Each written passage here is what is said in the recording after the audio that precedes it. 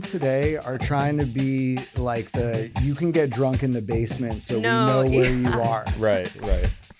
Yeah, Well, I mean, I that's feel a hard like, truth, but it's important, I think. Yeah, my mom and dad are upstairs, but like it's totally fine. Help yourself. Dude, it's cool. Like she'll make us some Exactly. pizza rolls after you puke. Yeah. Like, it's Yeah, okay. exactly.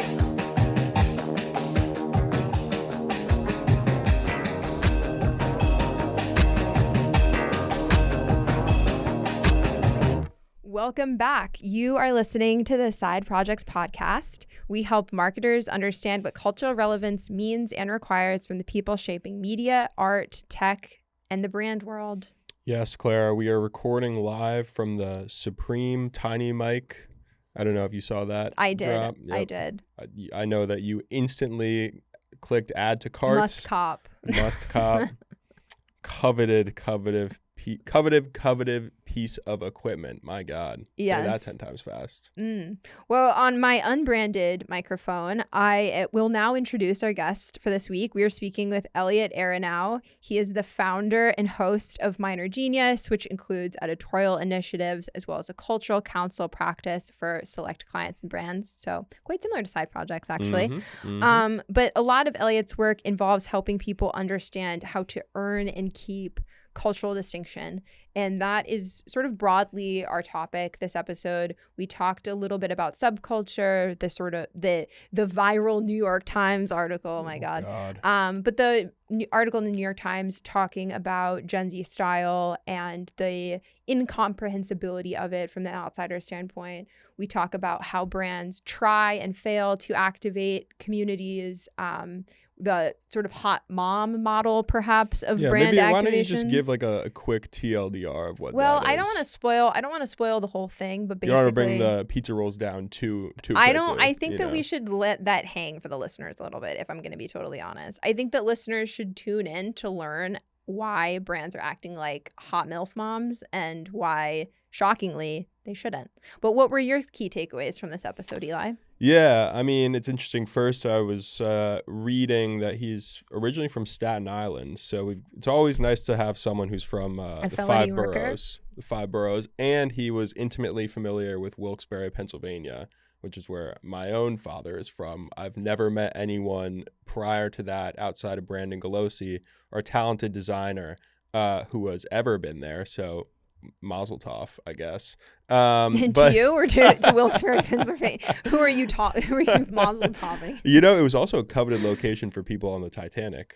A lot of them obviously did not make it there. But anyway, wow, okay. What did we speak about? I think, top of mind, Clara, in a lot of our conversations is like the health check on subcultures, because it's something that a lot of our clients are curious about. They talk about, we are for X, Y, and Z subculture. I think the veracity of that is always up for debate.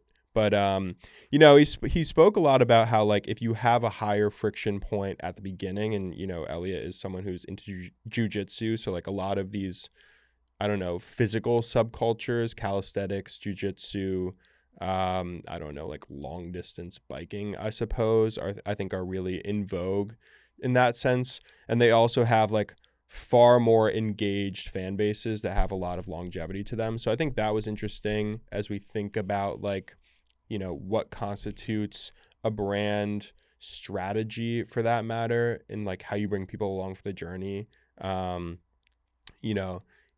Not just here for a good time, here for a long time type of thing. Mm-hmm. But I also quite enjoyed speaking with him about how strategy has morphed into this Tolstoy book. In epic proportions. Exactly. And not in you a get fun 40 Christopher Nolan slides way. before not you in reach a fun way.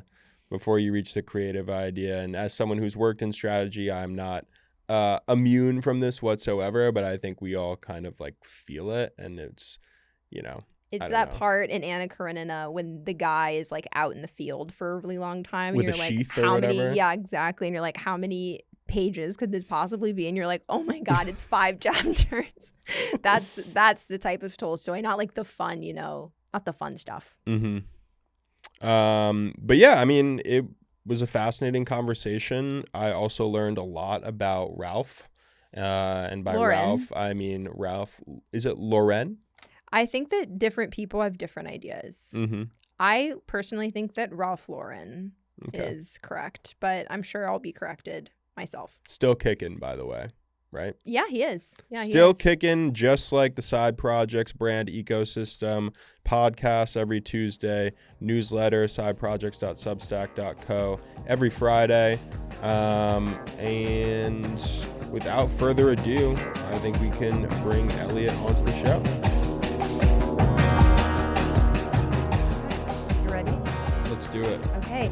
Elliot, thank you so much for coming on. Happy to be here. Excited to chat with you. Yeah. I mean, I think today we're going to kind of center the conversation around cultural relevance, longevity, how to build cultural distinction. But I think that it might be helpful just to get a sense from you. I know that this is something you've worked on in your studio, Minor Genius, across your editorial brand. So it might be nice just to ground ourselves a bit in like your personal philosophy and like what you think when you think about like helping a brand to develop sort of like a foothold in culture that lasts beyond just a trend or a moment. Yeah, I think that distinctiveness is usually the first thing to go when a lot of people start touching it and futzing with it. And so for me, that's really always the key thing to protect. Not even necessarily can we make this good per se, but can we make it more like itself? And I found that over, I don't know, 3 decades of like watching things come and go, a lot of things that start out like you wouldn't necessarily believe that they were going to become enduring cultural institutions or like beloved brands, they wind up really taking off because the distinctiveness will continue to like kind of set it apart, you know? Mm-hmm. And what, I know you're a big Ralph Lauren guy. Is Ralph kind of a, I don't know, the sort of like best example of someone who's sort of done that type of thing successfully in terms of establishing a distinctiveness that can kind of like last through trend cycles and, you know, in-out cycles of like Americanas, you know, in or out, you know? Well, I think Ralph, full stop, is the greatest marketer of all time. Okay, yeah, starting us off strong. Across Talk your shit. Let's across any brand, I think Ralph has always done it the best because he's really been able to achieve, I think, the hardest thing, which is mass niche. Mm-hmm. You know, like the aspiration of the Ralph Lauren lifestyle is something that's kind of rarefied, again, distinctive. And yet he's made it something that millions of people feel like they can plug into. Mm-hmm. The other thing, kind of going back to distinctiveness, is like, and this is me getting into like clothing nerd fashion Let's do it, yeah. editor territory, but people usually think of Ralph as like pretty innocuous, like normal person clothes. Mm-hmm. Like if you're trying to camouflage as like American human, you would wear a lot of stuff that Ralph has produced, you know, like a blue polo or chinos or whatever. But the stuff that I think has really taken off and created that new generation time after time is all the weird stuff that Ralph produces that's like really offbeat and strange and funky. Mm-hmm. And I think that that's actually been able to propel the brand even more because, as we all know, like old people die, so you need to get like so you need to Clock's get ticking. Yeah, just kidding. So you need to get like the new generations activated. Mm-hmm. And so alongside all of his normal people clothes, you know, Ralph has these things that are like really colorful, really print forward, unusual clashings of like material and form. Mm-hmm. This is something that I really started bugging out on the last like couple years is like Ralph will do a rugby shirt that you would assume is like a little bit more casual, but then do it in like dress shirt material. Mm-hmm. And I was like, wow, this brand that everyone thought of as like kind of just normal is actually really funky and strange. So I think that those forces while hard to kind of track, I think really compound over time and allow people to experience it in like different ways. Well, I guess building off of that, especially to your point about mass niche, I think one thing we wanted to talk a little bit about with you is subculture, which sort of, is sort of a perennial topic of cultural discourse. But I think that especially now, I'm sure you're familiar with the New York Times style article about how I have it here. Gen Zers dress like they've never worn clothes before.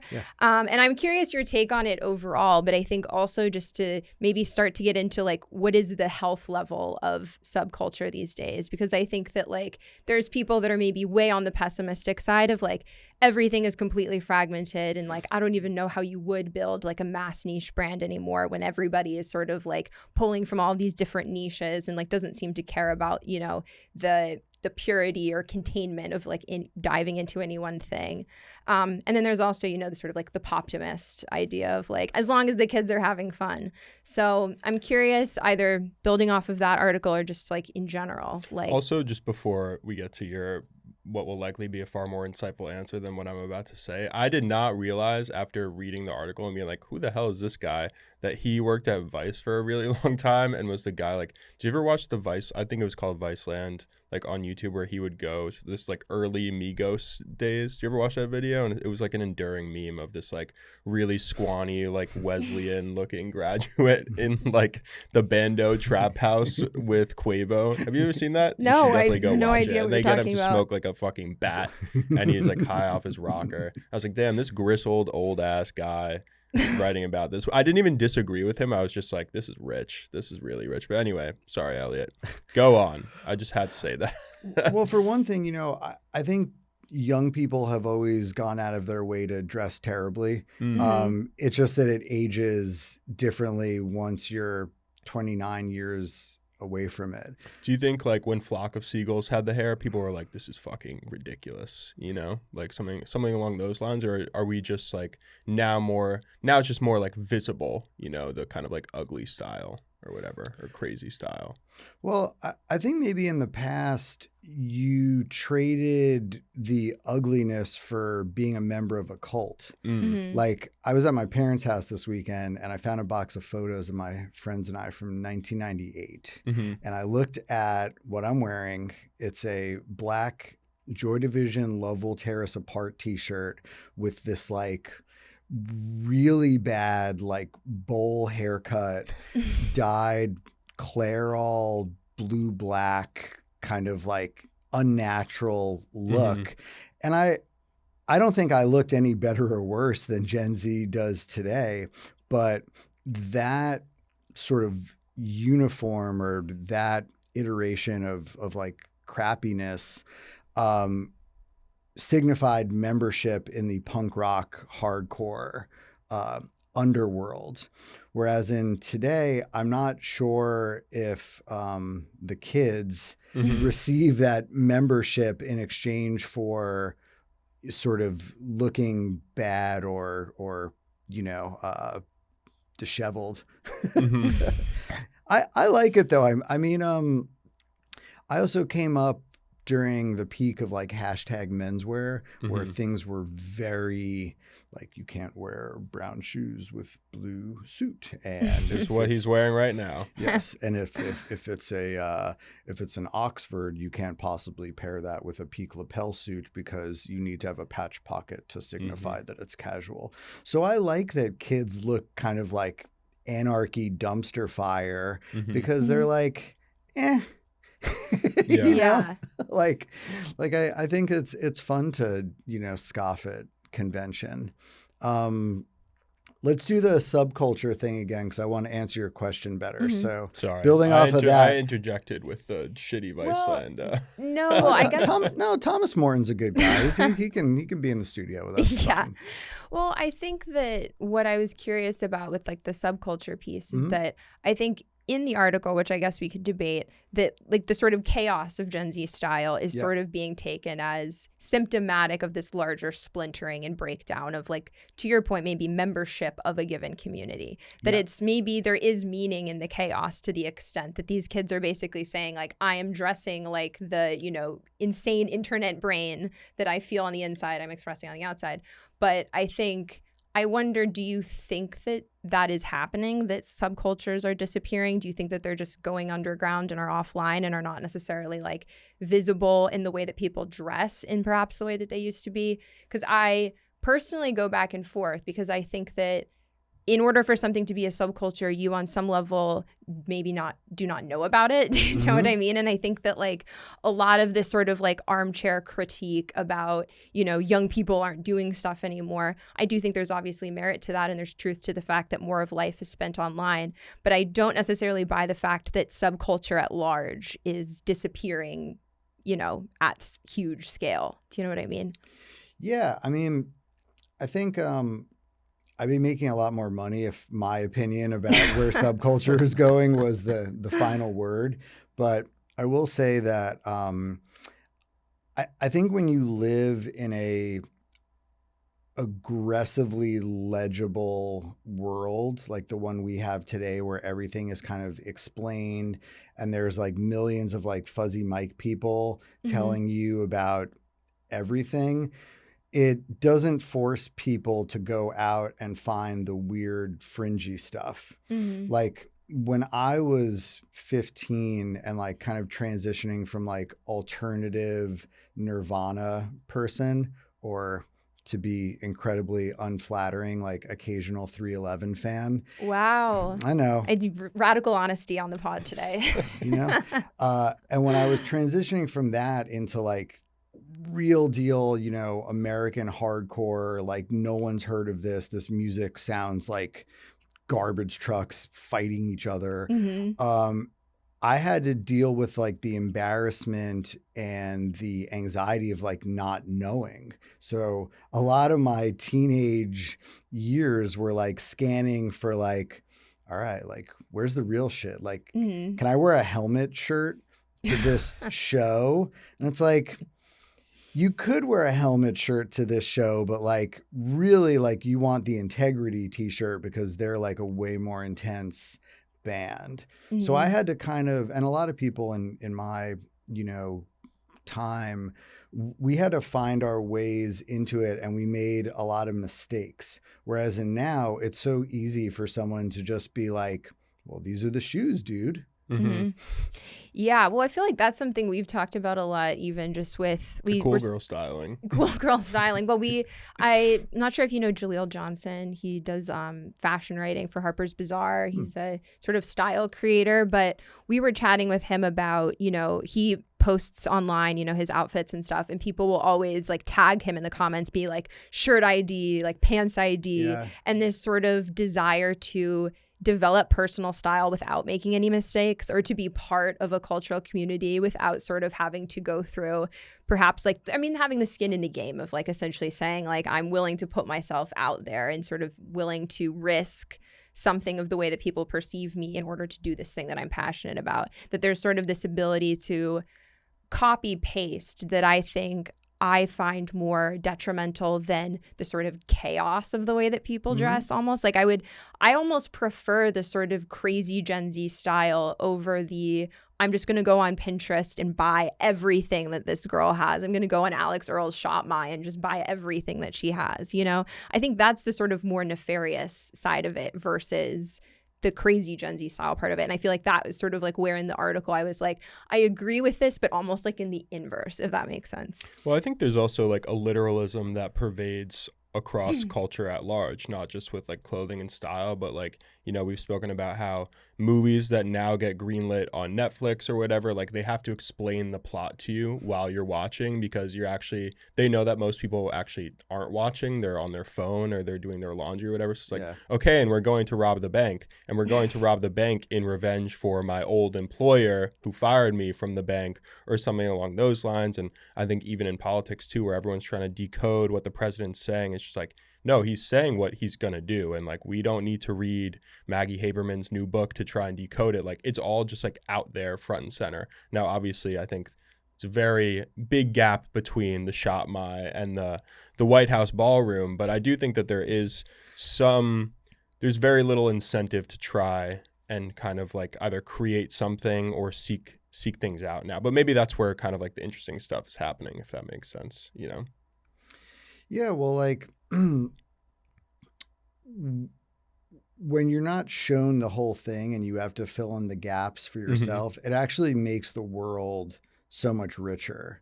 Like, I've never seen any Star Wars movies except for the original trilogy, but whenever I rewatch it, I always love how little exposition there is.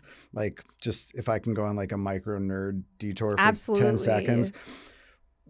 When they're hiring Han Solo and Chewbacca to fly the Millennium Falcon, they're just having this conversation where like Luke and Ben Kenobi are trying to figure out like, is this ship like good? It looks like a crappy ship. And Han Solo says, yeah, it made the Kessel Run in less than 12 parsecs. And like just lets it hang. And I was like, what's a parsec? What's the Kessel Run? And it made like the whole universe of Star Wars so much cooler because everything wasn't being explained. Whereas imagine the rewrite of this scene now in like the Disney Star Wars, it would be like 80 words to explain what all this stuff is. And also, you know, as culture just gets more and more marketed, commoditized, you're always in that environment of basic like risk reduction. So there's a reason. It's not a, you know, mystery why things need to be overly explained. It's because this has to work, which brings me to my perhaps favorite point about all marketing, which is that there's an enormous difference from being understood versus being chosen. Would you care to elaborate or? Yeah, go on the chosen one. Well, think about how much energy gets spent trying to have someone understand what it is, right? Like when I was a fashion editor, I would get these like really crazily written long emails about our brand brings American ivy to a Japanese lens and it's sourced from, you know, cotton that was farmed in And then I would just read it and be like, yeah, but it ain't Ralph. Like, I don't want it. Like, I understand what the product is, but I don't desire it. And I think maybe to take it back to subculture, there used to be much higher walls around accessing it and participating in it, which means that everyone was a self-selecting member of the culture. Like, I risked a lot of physical and social violence to be a punk rocker in the 90s because it was not cool. It made you a target. Therefore, getting into the scene meant that I was like a super dedicated person. I was willing to risk social capital, dating, variety of other things to participate, right? Whereas in now, it's like shop the look is okay. I mean, maybe you make like a financial investment in it, but you know, you're not really like ruining your life to wear these clothes. Yeah. To that end, I think that's a good segue-ish. We were talking a while back with Ian Mishna, who's the editor-in-chief and founder of Jenkem Mag, which is a skateboarding magazine. And we were talking to him about kind of like the health of subcultures, the health of skating as a subculture. Obviously, I think that is a industry and activity that is very sensitive to kind of selling out. But he was saying he had a pretty optimistic take due to like the high barrier of entry and the fact that it's kind of hard to fake. And to that end, since this is to some extent a marketing and branding podcast, though we may try and avoid it, I've been really drawn to the kind of marketing of these more like active spaces. So like a brand like Grin 27, which is like a long distance biking brand, Gramici, which does rock climbing, and Shoyo Roll. Is that correct? Yes. Yeah. We can talk a little bit about jujitsu. Please. But I think I really think the art direction is great, and just like visually it's really enticing. But B, I think because we live in this like era of shortcuts, of GLP-1s, of ChatGPT, of ShopMy, of clavicular, etc., like anything that has this high barrier of entry, which is an activity, and like things that are hard to fake, I think are very aspirational. So I'm curious, do you think like these are kind of like where the healthy subcultures are? Is that where they have always been and now they're just more prominent because you can't fake it? Like as someone who's in the space, I guess, like what's your thought on that? Well, I think that things that are self-selecting produce the best participation because no one's like asking you to be there.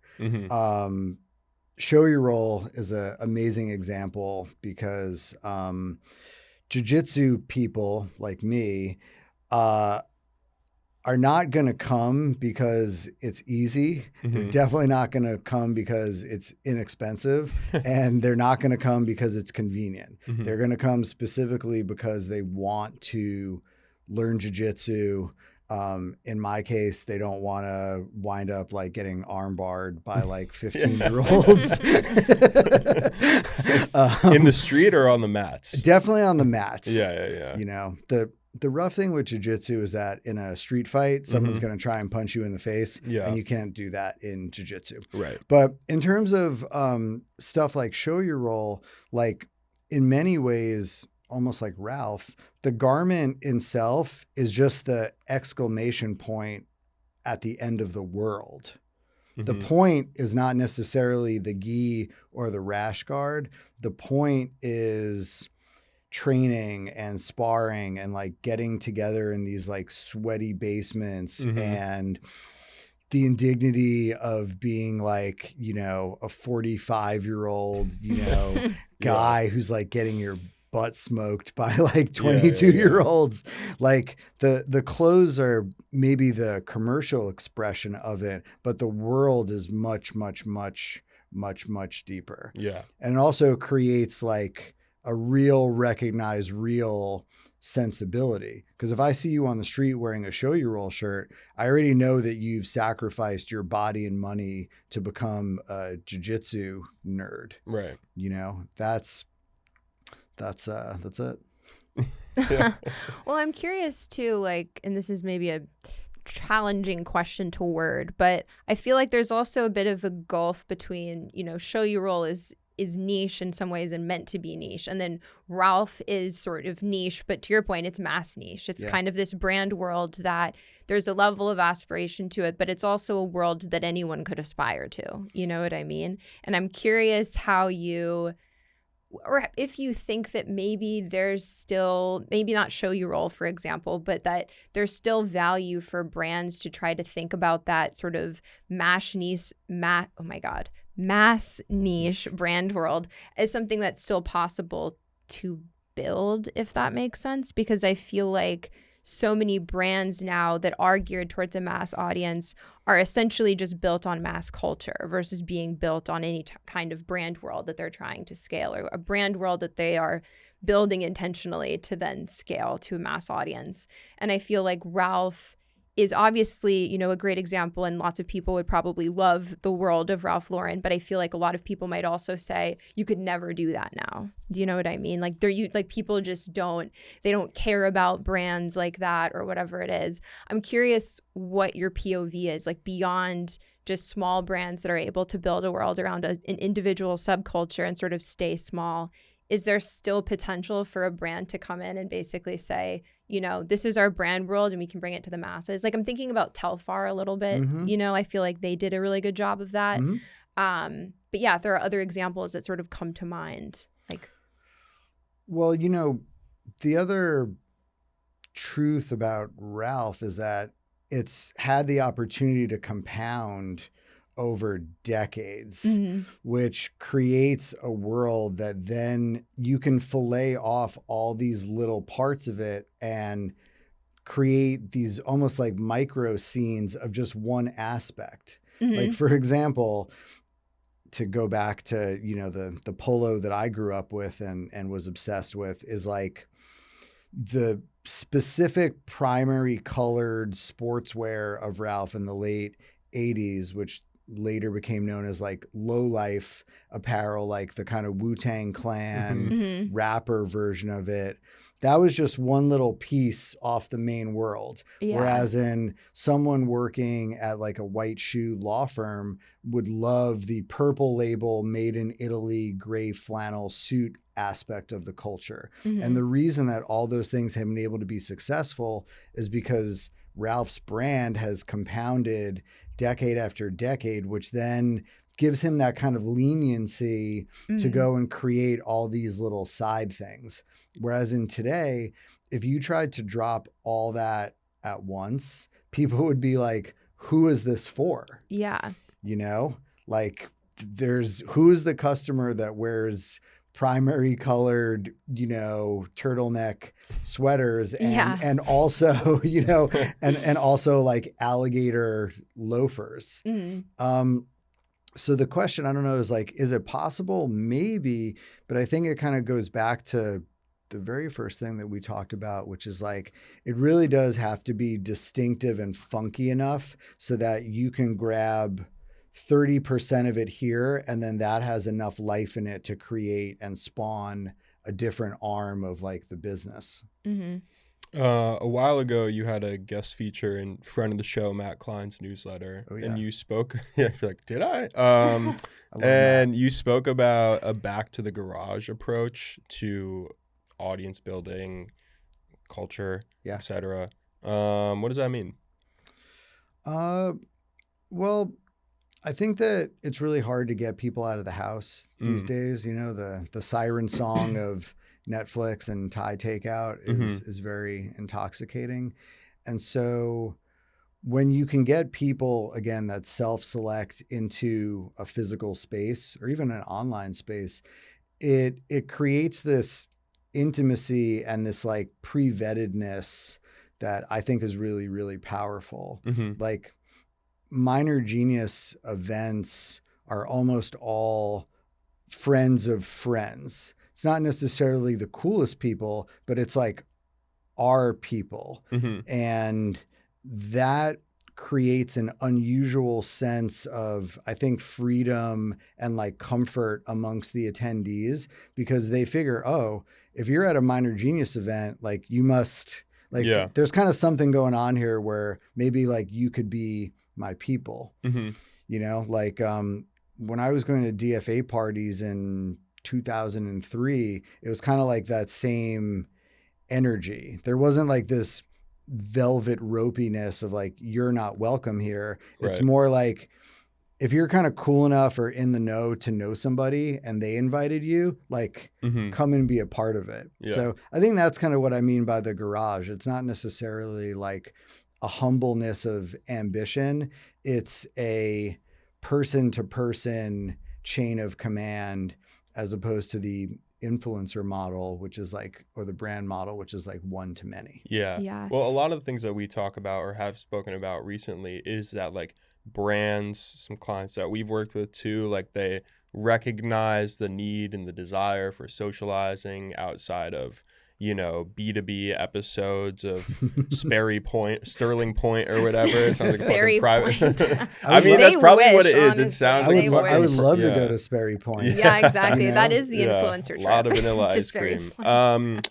But I a feel free like all idea. of these like community building events, community events are like slowly morphing into like San Francisco and private equity playthings. And like I'm curious, what does it look like for like a generative, sustainable approach to like cultivating communities from a brand standpoint? Or is it really more that like we just need cheaper rent and like more parks and like more available spaces for people to like organically gather? Like that is kind of like, at what point is it just like at what point was like a vibrant subculture and culture just downstream of like cheap rent and affordability versus like brands are like patrons of things going on? I don't really know, but yeah.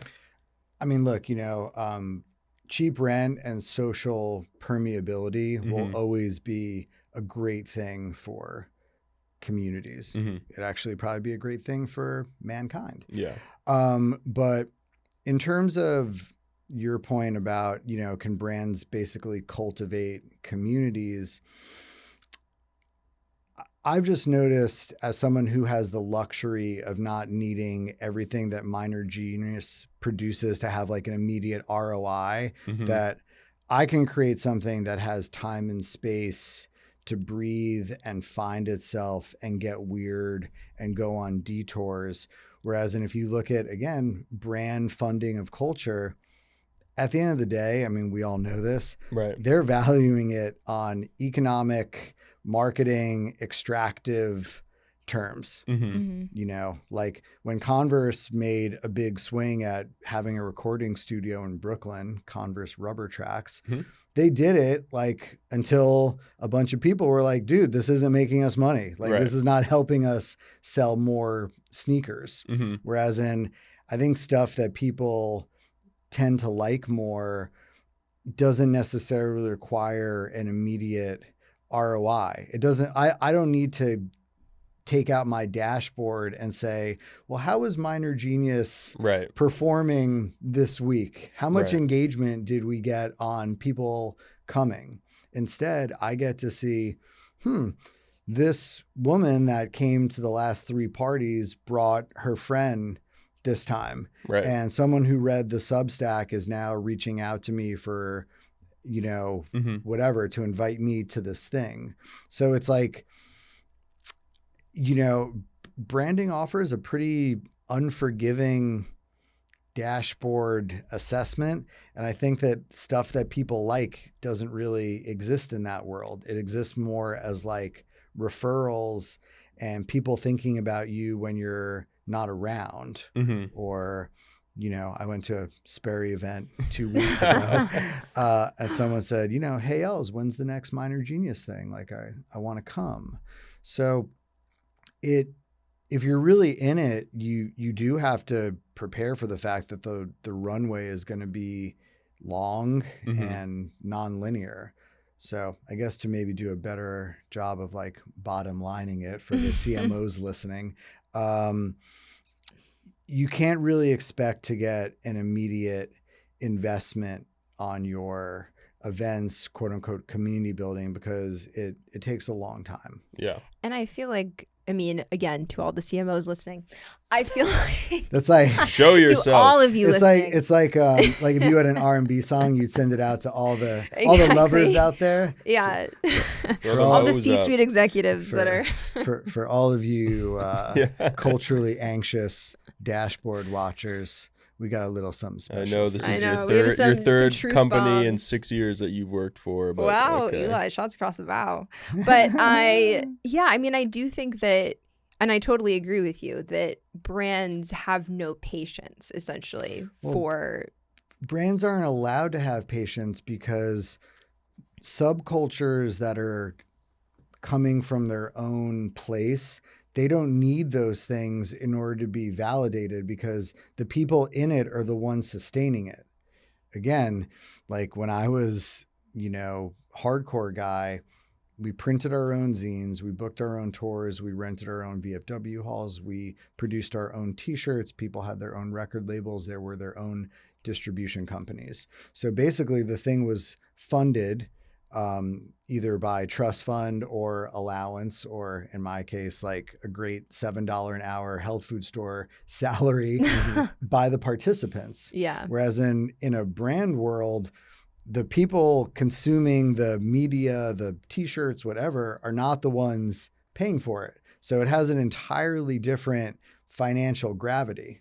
Well, and I think that's why and and I don't actually really want to call them subcultures, but I'm sure you've seen these maybe communities where it's like, it's a hiking club, it's a reading club, it's a running club. And it's not, I feel like brand people position these things as subcultures, but really what they are is, I mean, Trey called them like community events or communities with a liquidity event in mind, where it's like essentially people with a startup mindset seeing that people are lonely and saying, I'm going to create essentially like an Instagram page where I'm going to host events and people will come, but it's very clearly with an eye towards brand sponsorship. Do you know what I mean? And I think that like a lot of the times brands give themselves credit for pushing subculture or celebrating culture when I think really they're celebrating people who are entrepreneurs who have a clear sense of, you know, where the money could lie, you know? And there's nothing wrong with that per se, but I think that sometimes, you know, we're calling stuff subculture that is not necessarily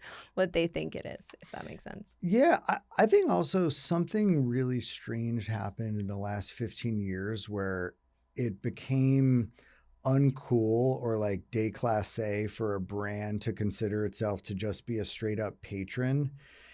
Whereas in the past, it was kind of like, okay, you guys do the cool stuff.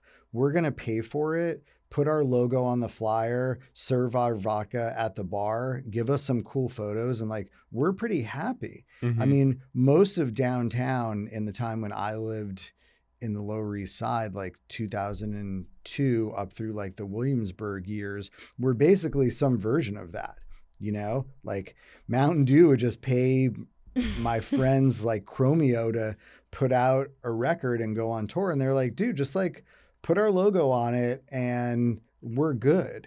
But brands, you know, as a function of maybe the people working at them having come from hardcore or like the underground, were like, no. Like, we're not just a patron. We're like your partner, or like, we're like a creative producer with you.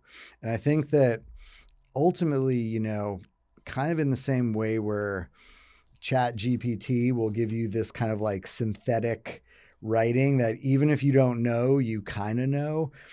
I think this like brand goo activation world has created that same synthetic taste in the eyes of, you know, the consumers. So the brands have to work like way harder, because instead of just saying, hey, you're cool, here's some money, invite your weird friends, they're like, no, you know, like we're just like you. Yeah. Right. It's almost like We're your bestie. Sorry. Exactly. It's like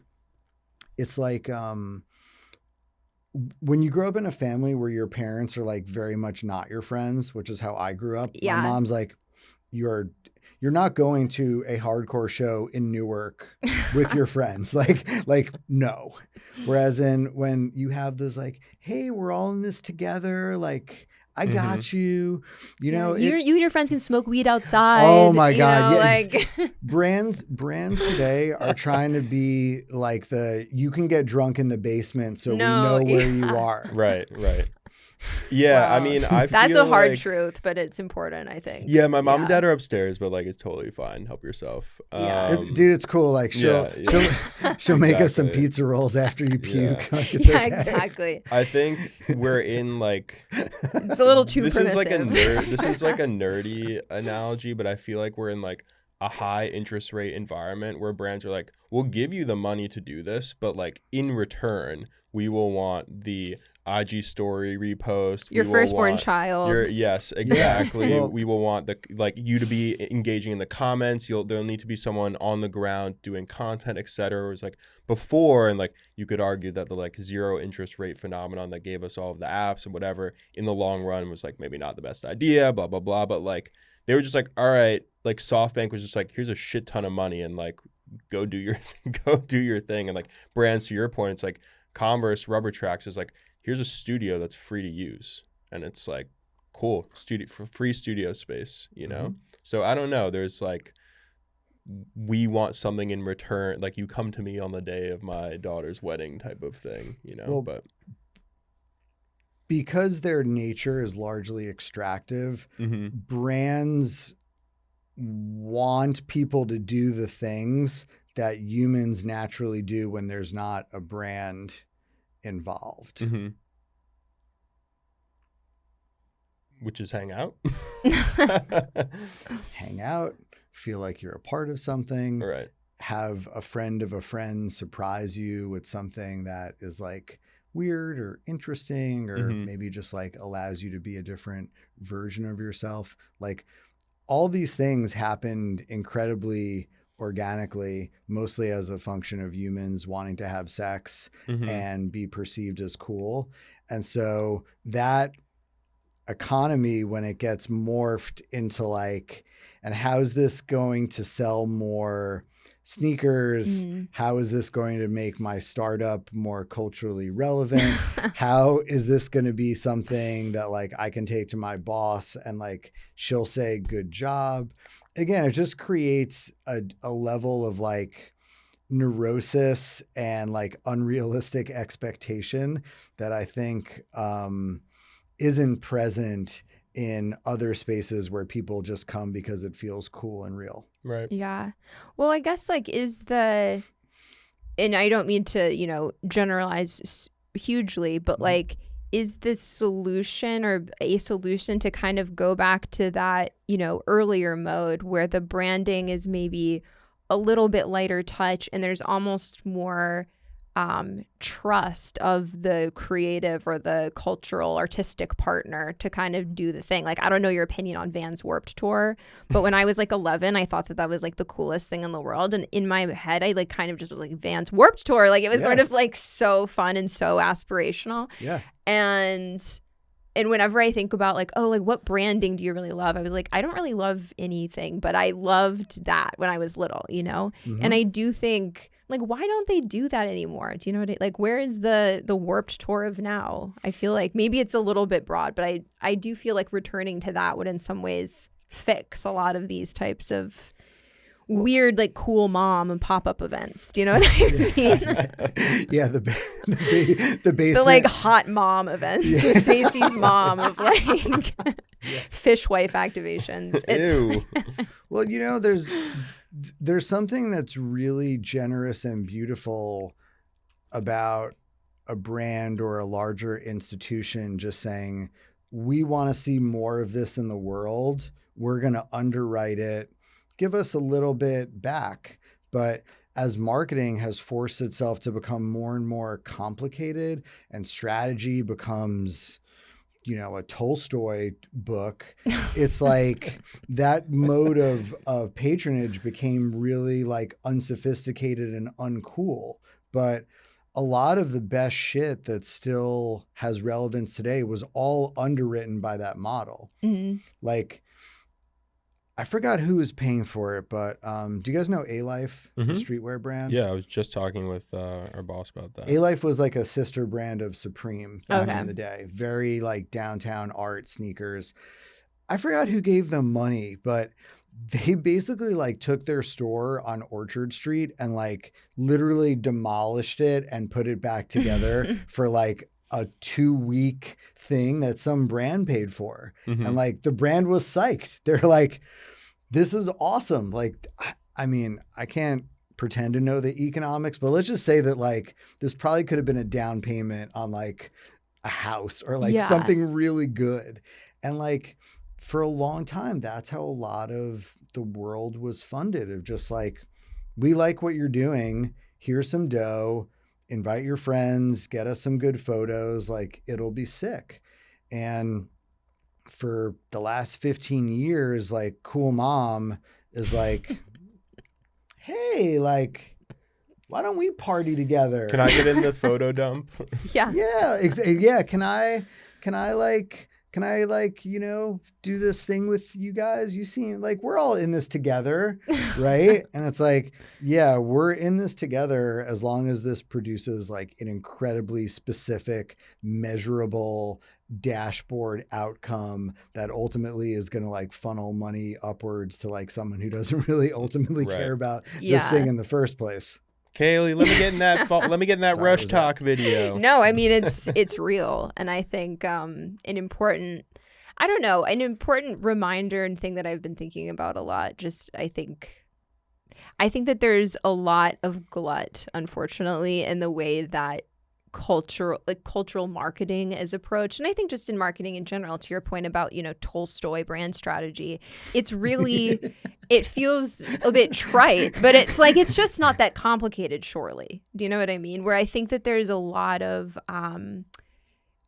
just bureaucracy and ecosystems and frameworks templates. and messaging hierarchies and all of these things that are like really, to your point about like distinctiveness versus knowing or versus knowledge of a brand. I think that it's, so much like taxonomy of what is the brand and very little does anybody give a shit. Do you know what I mean? Well, also,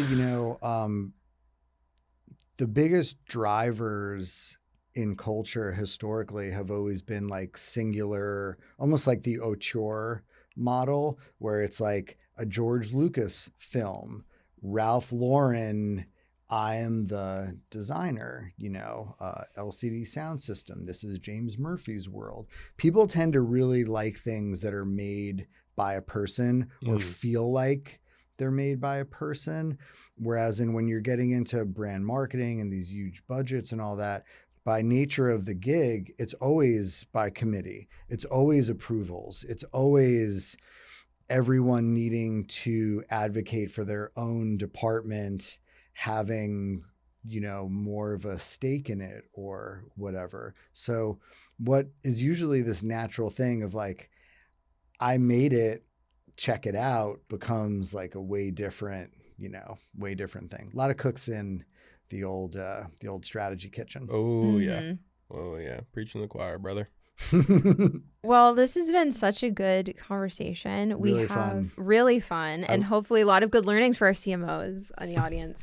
Yeah. I mean, look, you can call minor genius first, but like there's no shame in just saying, I want this to exist, throw a party, make a magazine, put our name on the back cover, and like, we're good. Yeah.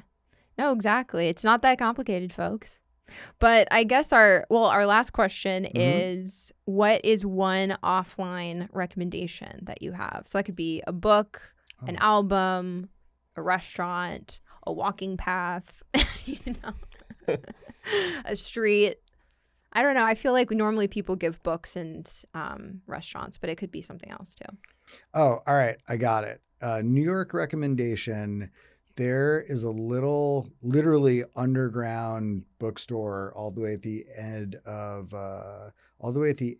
Eldridge Street called Blank Mag, and it's very cool. It's a place that I like because as someone who's been in the scene for 30 years, I feel like I don't know anything in the shop, which is always awesome. I love going to stores where like, no matter how much esoteric knowledge you have, like you just don't know what's up here.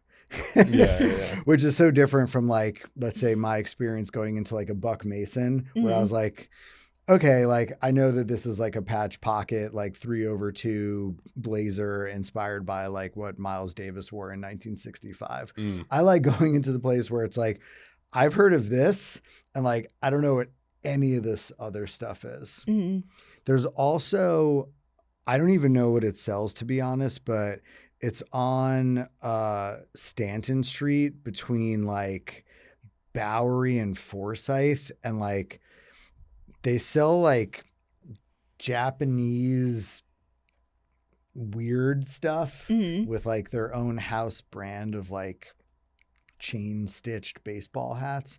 I'm doing a terrible job explaining it. No, it sounds intriguing. I'm intrigued. I was so confounded when I walked into the store about like, and I loved that feeling of like you don't know what's going on here. Cause it brings back the pleasure of like being a 16-year-old and going to like Generation Records and being like, what's this band called Chrome? Like, I've never heard of this, but this cover is sick. I think that the joy of not knowing is so fun in our era because people spend garbage bags full of money to try and get you to like know things. And it's almost like the inverse is where all the fun is. No, I agree. And that's a very positive note to leave things on. So thank you so much. My I think we did pleasure. NBA timing, by the way. We did do MBA timing almost to the T, but I am going to go over just a little bit so you can plug where people can find you. Oh, thank you. Yeah. Instagram is minorgenius.xyz. Substack is minorgenius.substack.com. My email is ea@minorgenius.xyz if you want to reach out. And then if you're interested in any of our Purple Label back office offerings, it's studio.minorgenius.xyz. Awesome. Thank you so much for coming on. Yeah, this was so fun.